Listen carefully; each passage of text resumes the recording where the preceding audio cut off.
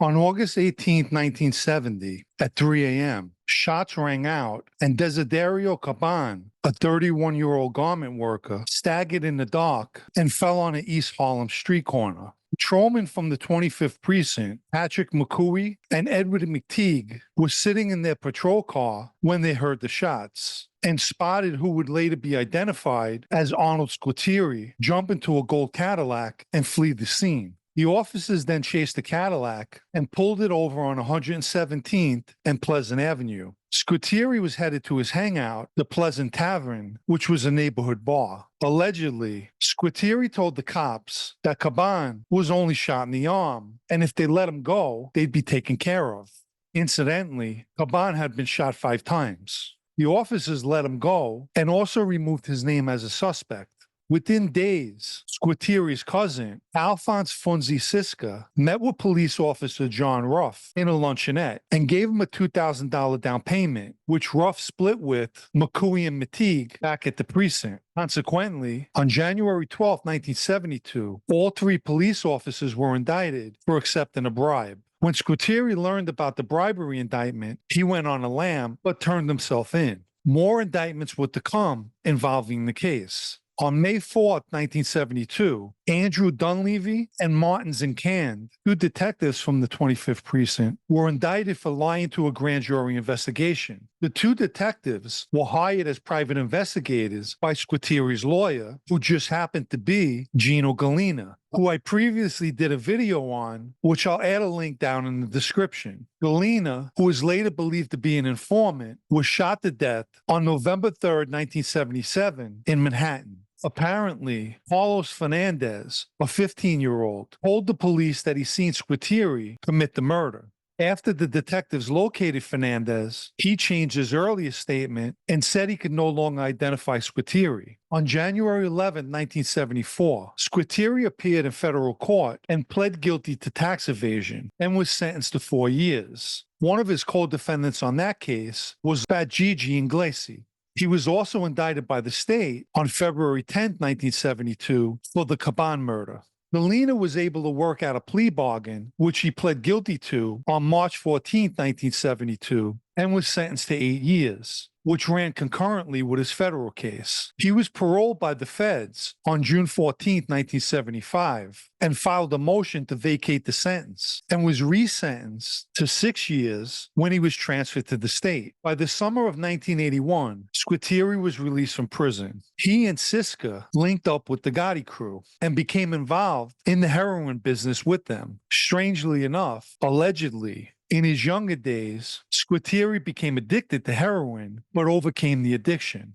As most of us know, at the time, Gambino boss Paul Castellano was strictly enforcing the no-drug policy.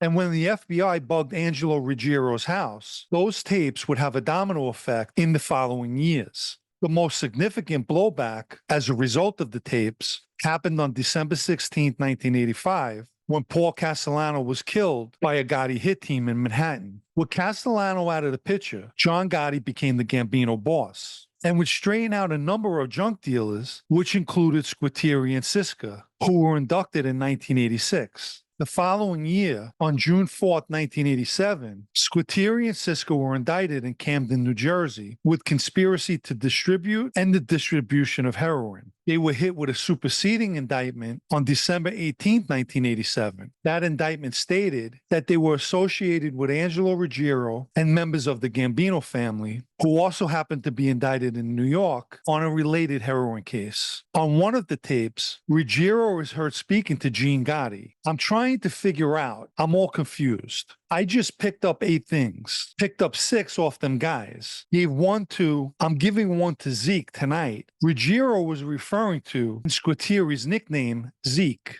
In total, 33 recorded conversations had Ruggiero and others referring to Zeke and Funzi being Siska. At the trial, government witness Richard Pasqua took the stand. He testified to knowing Squitieri and Siska since childhood and said he was in Lewisburg prison with Siska, who was serving time for a narcotics conviction in 1981. Siska was released in the summer of 81. According to Pasqua, prior to leaving prison, Siska told him that he was going to go home and be with the Gotti crew. The next time Pasqua seen Siska and Squitieri was in October of 1981 at his mother's wake. He claims they spoke to him about buying heroin. Siska told him he could get money from John Gotti to purchase the heroin. Pasqua expressed that he'd like to buy some as well. In June of 1982, Squitieri and Siska sold Pasqua 1 kilo for $180,000. While out on bail in March 1988, Squitieri was involved in the murder of Gambino member Louis Melito. And months later, on July 7, 1988, the jury convicted Squitieri and Siska, and they were sentenced to 17 years. Squitieri was released on March 13, 1999, and not long after was placed in a captain position by John Gotti. By the time the 2000s rolled around, John Gotti was serving life in prison, and his brother Pete was the acting boss of the family. Nonetheless, on June 4, 2002, Pete Gotti and 16 other members and associates were arrested in a racketeering case. As a result, Arnold Squitieri became the new acting boss. Prior to that, he held the acting underboss position, and Funzi Siska was given a captain's position. In and around 2003, the Gambinos were experiencing an ongoing problem with the Albanians, led by Alex Rudaj. There's a story about an alleged scene that could have been taken out of the movie The Gangs of New York, where Squitieri shows up at a New Jersey gas station for a meeting with Rudaj. Both have crews of guys with them. And at some point, Squitieri pulls out a gun and points it at Rudaj. And one of the Albanians takes a shotgun and points it at a gas pump as a threat. Whether this is factual or not is up for debate. But what I can tell you is, as an acting boss, Squitieri doesn't have to pull out guns on guys. And by no means am I trying to minimize the capabilities of the Albanians. Their downfall is acting before they think. There are many phases in our thinking process. Most Albanians get stuck on phase one. The former head of the Gambino squad, Bruce Mao, stated the following regarding Squitieri. He was a gambling and drinking buddy of Gotti's, and he's a tough guy. He's done a lot of bad things for these guys. He's done murders for John Gotti. He has a very checkered background. Only 15 years ago, you couldn't even get made in the Gambino family if you were involved in heroin. He only got made after John became boss. Before that, he could never get made. In the early 2000s, the FBI began conducting a covert operation involving an undercover FBI agent, Joaquin Garcia, who went by his undercover name, Jack Falcone, and whose objective was to infiltrate the Gambino family. His main target was Gambino Captain Gregory De Palma, and the operation lasted for over 30 months. On March 9, 2005, Arnold Squitieri and over 30 members and associates, including De Palma and Siska, were arrested and indicted for racketeering, including extortion, which Squitieri was charged with. On April 20, 2006, Squitieri entered a guilty plea and admitted to extorting construction companies around New York, as well as a trucking company in New Jersey. On July 28, 2006, he appeared in federal court before Judge Alvin Hellestein and tearfully told the judge, "What I'm going to say has nothing to do with me. If you're going to be merciful to him." And he was speaking about Alphonse Siska and described the misfortunes that Siska and his family was dealing with, such as the loss of his son. His wife and daughter-in-law was dealing with cancer. Siska's son had passed away from tongue cancer. His wife was diagnosed with breast cancer, and his daughter-in-law had thyroid cancer. Squitieri added, "He's not the same person I knew. He's a broken man now. Be kind to him. Be soft to him. He needs to be home with his family." Judge Hellestein told Squitieri, "You're very complicated. There are many good things about you." And he sentenced Squitieri to 92 months. Siska told Judge Hellestein, "It's just overwhelming what was said already."